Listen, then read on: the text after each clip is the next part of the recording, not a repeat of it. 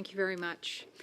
In her opening statement, Diane Daly stated she felt intimidated and attacked during the internal investigation currently going on at CBSA. She used phrases such as, "I'm very concerned that if I tell the truth here, I'm going to lose my job." She also stated that, "I have been muzzled for some time now." In the same opening statement, Ms. Daly stated, "Despite assurances from my Director General and Senior Director at the CBSA, that the CBSA was not investigating me. ATIP records show PSPC began investigating me on December 11th, 2023. She states, "I haven't had federal authorization to do procurement from 2018 through 2023. I'm currently on administrative leave from Public Works." Can you please explain why Ms. Daly was told she was not being investigated when she is now part of the agency's internal investigation process and has since been interviewed? Thank you very much for the question. Ms. Daly still is not under investigation by the CBSA, is my understanding.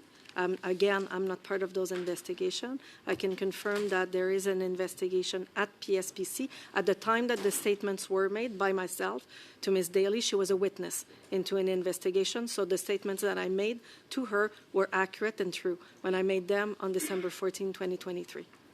If Ms. Daly did not have any federal authorization to be involved in procurement, can you explain why Christian Firth named her as the individual in the CBSA that helped him negotiate the terms of his own contract? Thank you very much for the question. No, I can't. Mr. Firth and Ms. Daly would have to speak for themselves on that. If you suspected Ms. Daly of misconduct in the procurement of the Arrive Can application, why was she given procurement authority once again in July of 2023? Thank you very much for the question. Again, I did not suspect Ms. Diane Daly of anything at the time because I was not there, was not part of the procurement branch at the time. And when she returned to the department, in July 2023, there was no such thing as an investigation on Ms. Daly at that time. Ms. Daly stated in her testimony that she believes she is on administrative leave because CBSA and Public Works did not get the negative narrative expected about two former bosses at CBSA in the January 15th, 2024 security interview.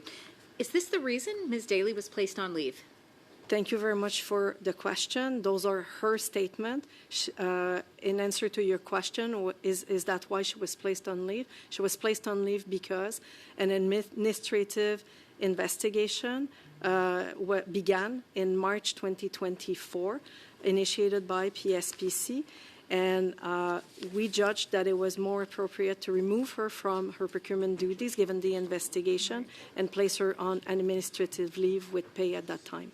Okay, well, I'm not sure what you based your judgment upon, but Ms. Daly also stated, Madame Bolduc, that 2 weeks after she was placed on leave, you, as her former Director General, were appointed Director General of the new Professional Service Transformative Solutions sector on March 27th, 2024. You've corroborated positively with this today. So it would appear that this position was created and given to you because you helped to generate a false set of reprisals against Anthony Utano, Cameron McDonald, and Diane Daly, as they claimed. What would you have to say to that, please? Thank you very much for the question. As I explained, this was a lateral move. I was previously Director General. I was asked to step into an area of procurement where help was needed, hence why I accepted the position as Director General to transform the professional services. Again, there were several reports from the Auditor General and the Procurement Ombudsman that identified a need to modernize, to transform, and I stepped into the job. Did you receive an increase in salary or substantive level in this new position? Thank you very much for the question. Not at all.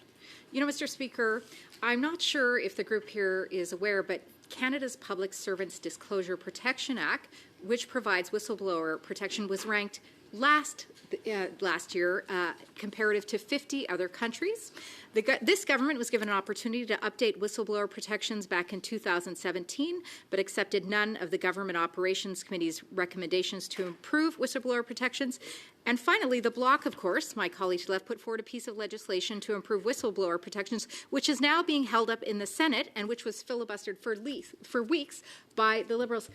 Mr. Speaker, unfortunately, the testimony we were receiving here today from Madame Bolduc corroborates with the idea that, frankly, public servants are not safe in speaking the truth in this Liberal government. Thank you very much, Mr. Chair. Thank you.